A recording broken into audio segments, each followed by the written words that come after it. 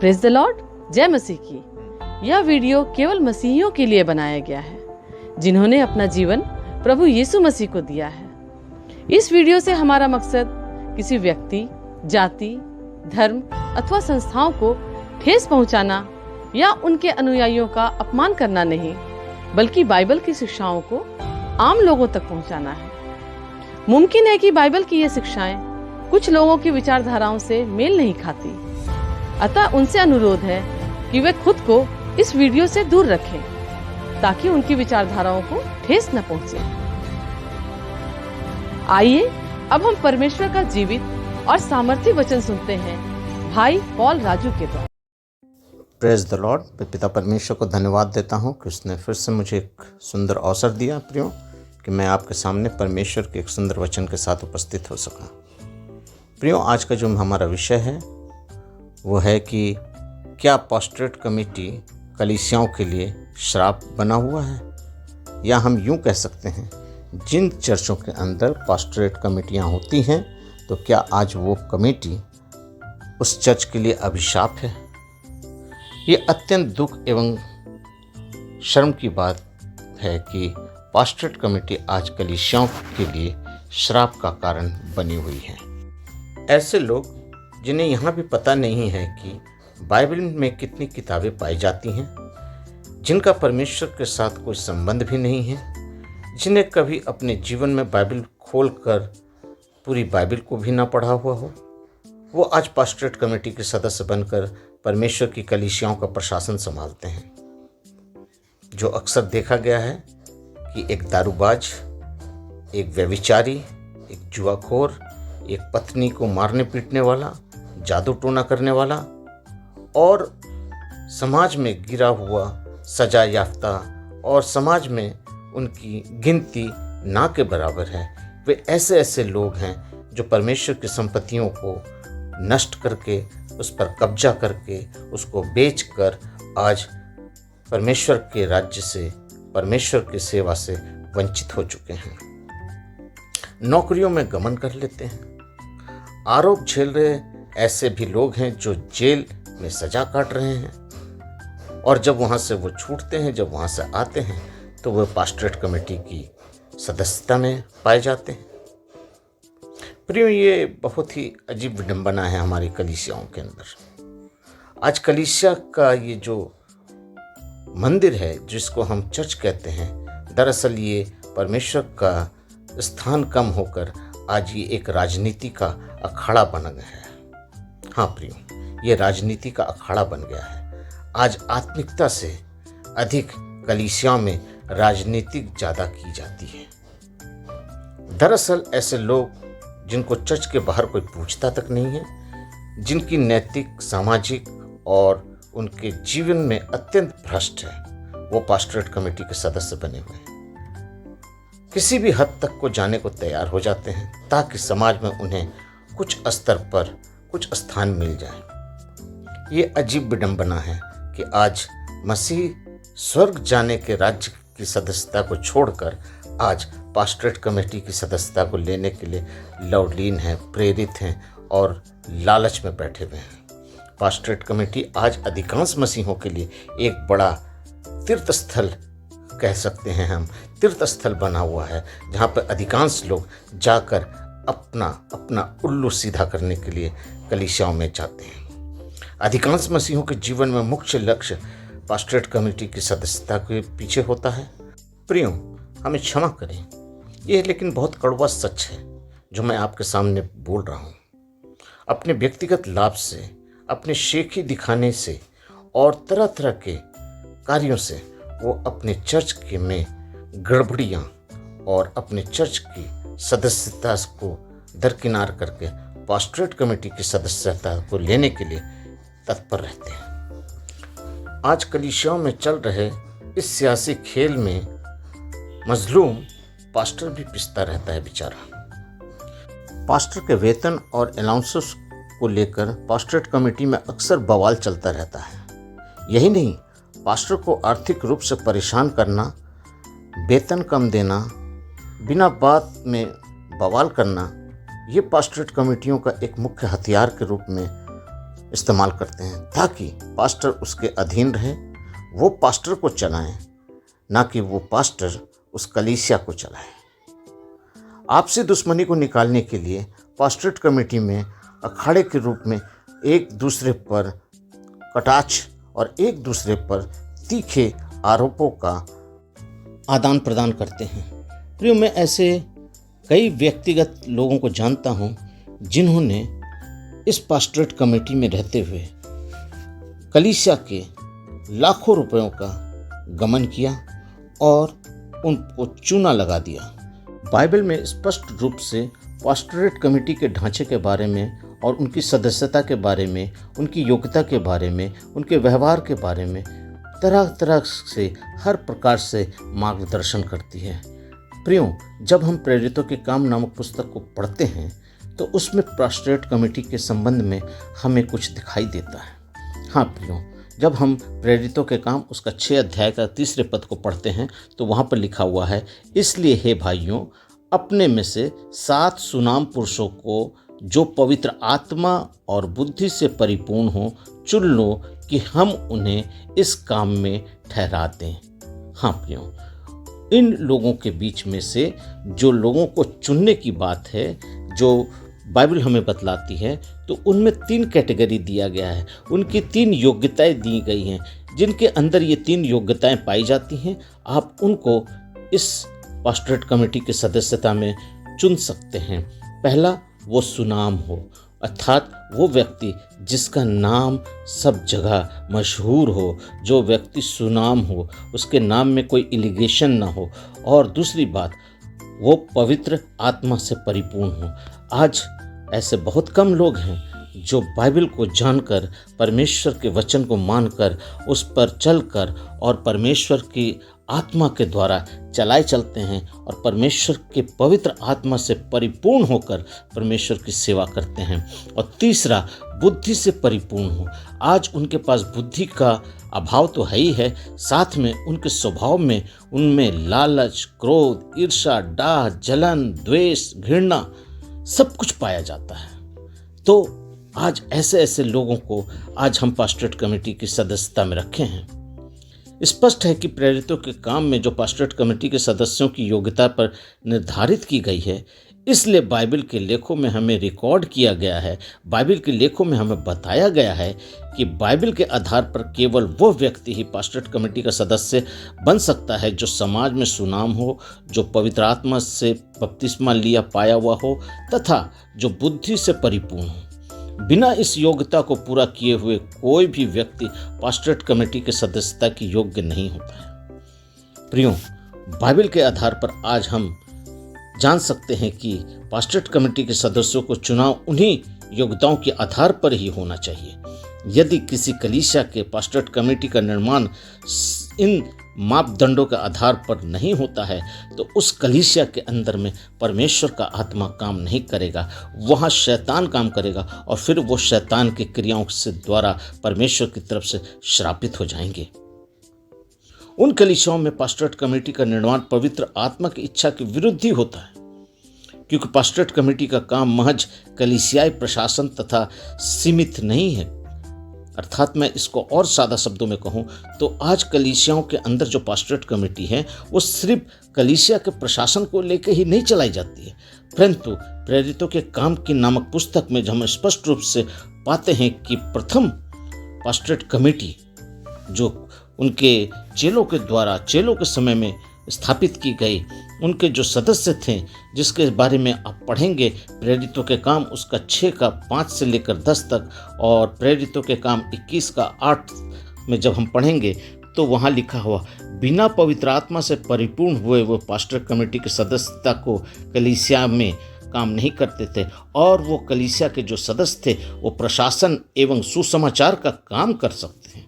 हाँ प्रियो, वो सुसमाचार का भी काम करते थे। आज मसीहों के इतिहास में प्रथम शताब्दी के प्रेरितों ने ये काम को किया, लेकिन आज बड़े अफसोस की बात है कि पास्टरेट कमेटी के जो सदस्य होते हैं उनके अंदर परमेश्वर का वचन का प्रकाशन तो ना ही के बराबर होता है। उनके अंदर सेवकाई वचन का प्रकाशन और वचन को लेकर लोगों तक जाना ये तो नामुमकिन वाली बात है। यहाँ पर एक जानने वाली बात है कि मसीह इतिहास के प्रथम शहीद कोई प्रेरित नहीं था, वो कोई पास्टर नहीं था, परंतु वो पास्टरेट कमेटी का एक सदस्य था जिसका नाम स्तिफनुस था, जिसका जिक्र आप प्रेरितों के काम उसका 6 का 5 और प्रेरितों 7 उसका 54 से 60 तक आप देख सकते हैं, पढ़ सकते हैं। प्रियो, मैं इस हवाले को आपको इसलिए दे रहा हूँ ताकि मैं जल्दी से जल्दी आपको बहुत सारी बातों को बता सकूँ। प्रारंभिक कलीसियाओं में पास्टरेट कमेटी के नायकों की जो टीम थी, जो गैंग था, जो उसका एक संगठन था, उसके रूप में देखा जाता था कि पास्टरेट कमेटी के जो सदस्य होते थे वो कलीसिया के नायक के रूप में कार्य करते थे। परंतु दुर्भाग्य की बात है कि आज उन नायकों की टोली खलनायकों की भूमिका आज कलीसियाओं के अंदर मचा रही। खलनायकों का सा रूप, खलनायकों सा स्वभाव, खलनायकों सा व्यवहार, खलनायकों सा अपना चरित्र आज कलीसियाओं के अंदर दिखाते हैं। मंच पर से बहुत कुछ बातें की जा सकती हैं, परंतु सच्चाई ये है कि जब आप इन पास्टरेट कमेटी की सच्चाइयों को जानेंगे तब आप जान सकते हैं कि आज कलीसियाओं के अंदर जो पास्टरेट कमेटी हैं वो सिर्फ और सिर्फ अपने स्वार्थ के लिए और अपने लिए इस काम को करती हैं। कलीसिया की उन्नति के लिए, कलीसिया में प्रभु के नए नए विश्वासियों को लाने में और कलीसिया को उन्नतमान बनाने के लिए ये काम नहीं करती हैं। आज परमेश्वर का वचन, आज परमेश्वर की इच्छा यही हमें जताती है, यही बतलाती है कि हमारे उस समय के जो हमारे पास्टरेट कमेटी के जो सदस्य थे वो आज स्तिफनुस, फिलिपुस, पतरस, यूहन्ना और याकूब आज हमारे लिए कहाँ हैं? आज वो कहाँ हैं जो उस ज़माने के पास्टरेट कमेटी के सदस्य हुआ करते थे? परमेश्वर आज पास्टरेट कमेटी के नायकों को पुकार रहा है, बुला रहा है, खोज रहा है कि हाय मेरा पतरस, हाँ मेरा यूहन्ना, हाँ मेरा स्तिफनुस, आज वो कहाँ है जो लोगों के लिए समर्पित था, वो कलीसिया के लिए समर्पित था, विश्वासियों के लिए समर्पित था, खुद की राजनीति की रोटी कलीसिया के ऊपर नहीं सेकता था। उदासीनता के कारण आज मसीहत में कोई स्थान नहीं रह गया।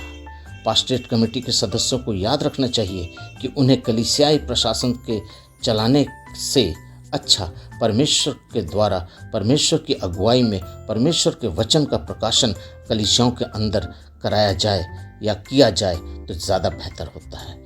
इस अवसर को व्यर्थ के कार्यों में हाथ देने से अच्छा है पास्टरेट कमेटी को चाहिए कि जिन पैसों को आज वो तरह तरह के ढोंग, तरह तरह के क्रियाओं में व्यतीत कर रहे हैं, उस पैसे को लेकर अन्य जातियों के बीच में जाकर कुछ ऐसी मीटिंग, कुछ ऐसे ट्रैक्स, कुछ ऐसी क्रियाओं को करके ताकि बहुत से लोग प्रभु को जान सकें।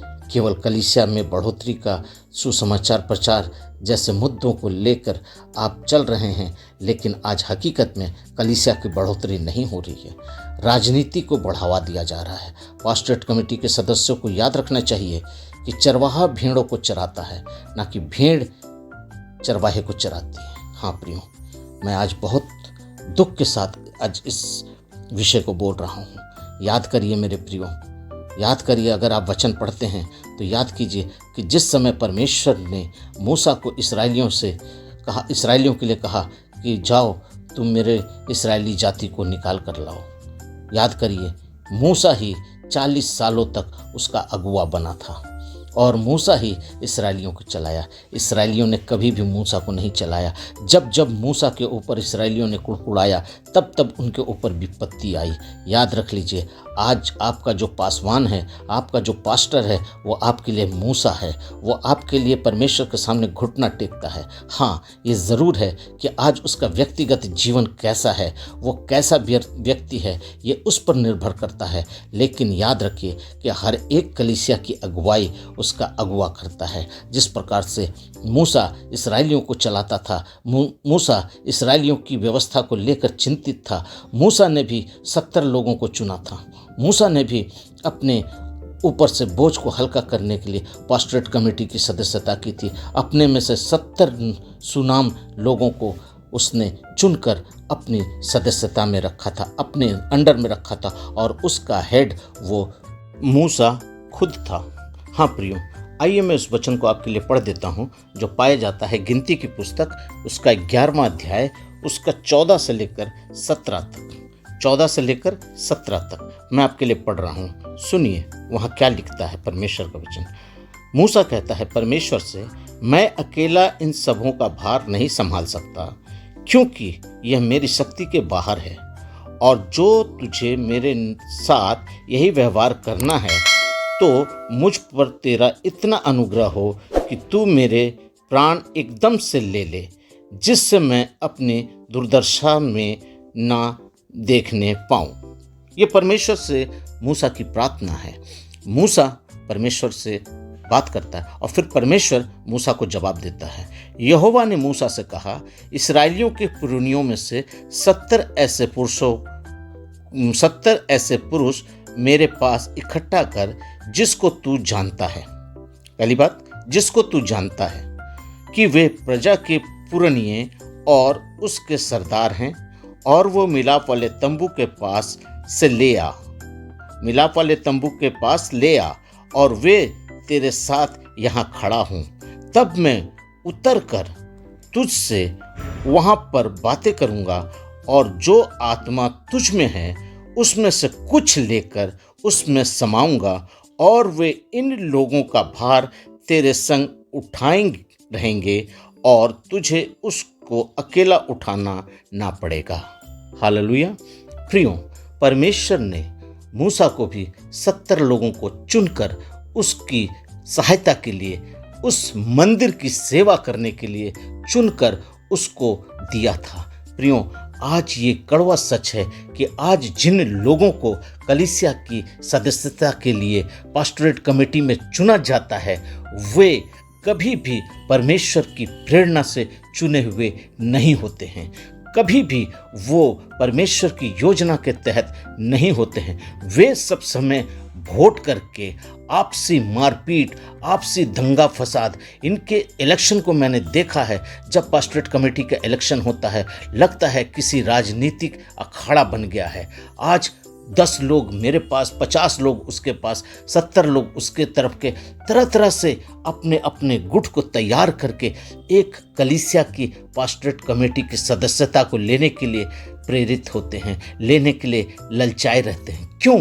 आखिर ऐसा क्या लाभ है कि आज वो परमेश्वर की राज्य की सेवकाई को छोड़कर चर्च की, कलीसिया की पास्टोरेट कमेटी की सदस्यता को लेने के लिए लवलीन रहते हैं, दौड़ते हैं, ललचते हैं, तड़पते हैं कि मुझे वो सदस्यता मिल जाए। क्यों? आखिर वहाँ पर ऐसा क्या लाभ होता है जो मैं इस वीडियो में नहीं बता सकता हूँ, मैं इस जगह नहीं बोल रहा हूँ। लेकिन आप जो सुन रहे हैं, आप सब जानते हैं कि आज परमेश्वर के भवन को लोगों ने, कलीसियाओं ने, कलीसिया के इन पास्टोरेट कमेटी के सदस्यों ने किस तरीके से खोखला बना दिया है।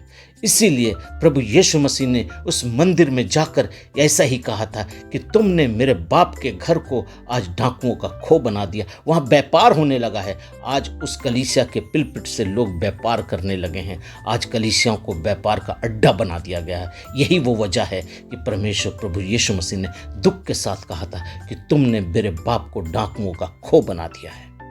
एक वचन मैं आपके सामने पढ़ना चाहता हूँ, जो पाया जाता है 1 तीमुथियुस उसका 5:17, जहाँ पर इस प्रकार से लिखा है, जो प्राचीन अर्थात जो पास्टर अच्छा प्रबंधक करते हैं, विशेष करके वे जो वचन सुनाते और सिखाते हैं कि परिश्रम करते हैं, वे दुगने आदर के योग्य समझे जाएं। हाँ प्रियो, जो प्राचीन, जो पास्टर कलीसिया को सुसमाचार सुनाता है, प्रभु की सेवकाई करता है और वो उसका अच्छा प्रबंधक होता है, वो दुगने आदर के योग्य समझे जाएं। लेकिन दुर्भाग्य ये है कि आज पास्टरों को भी सदस्यता के साथ, अर्थात उस पास्टोरेट कमेटी के साथ अपने को मिलाकर चलना पड़ता है। क्यों? क्योंकि अगर वो उनके साथ मिलकर नहीं चलेंगे तो उनका भी उल्लू सीधा नहीं होगा। हाँ प्रियो, उनकी तनख्वाहें भी रुक जाएंगी, उनका भी अलाउंसेस रुक जाएगा, उनको भी जो एड्स मिलने हैं वो आर्थिक रूप से वो सहायता उनको नहीं मिलेगी। ये अभिशाप कब आता है? जब एक व्यक्ति, जब एक सदस्य अपने इस सदस्यता के कारण तरह तरह की बीमारियों में उलझे हुए रहते हैं, जवान बेरोजगारी में रहते हैं, नौकरी पेशे वाले आर्थिक रूप से परेशान रहते हैं तथा संगीनता के कारण और इस संगति के कारण साथ घरों में लड़ाई झगड़े की स्थिति बनी रहती है। इन सब कारणों के बाद आप ये जान सकते हैं कि जब हम परमेश्वर के भवन में जाकर परमेश्वर के विरुद्ध कोई काम करते हैं तो परमेश्वर का श्राप जो है हमारे जीवन में किस रूप से आता है, इसको आप जान नहीं सकते। आप समझते होंगे ये संसारिक है, ये दुख आता है, बीमारी आती है, बेरोजगारी आती है, कष्ट आता है, तंगी आती है, लेकिन परमेश्वर का वचन इसमें कहता है कि मेरे लोगों को कभी भी किसी भली वस्तु की घटी नहीं होगी। हाँ प्रियो, आप परमेश्वर के इस घर को, परिवार को राजनीति का अखाड़ा मत बनाइए। अपने पास्टरेट कमेटी में रहकर परमेश्वर के घर को आप इसका दुरुपयोग मत करिए। आप परमेश्वर के दास के प्रति अपने दुर्व्यवहार का परिचय मत दीजिए। आपके लिए मैं एक रेफरेंस देता हूँ, 1 कुरिन्थियों उसका 3:17 भी आप इसमें पढ़ लीजिएगा, आपको इसमें और भी अधिक जानकारी मिलेगी। यह परमेश्वर को न्याय करने का तरीका है मेरे प्रियो। आज अधिकांश मसीह ऐसे ही परेशान हैं क्योंकि वे शैतान ने उन्हें परेशान करके रखा है, बल्कि इसलिए है क्योंकि उनके जवानों ने परमेश्वर के कारण से श्रापित हुए हैं।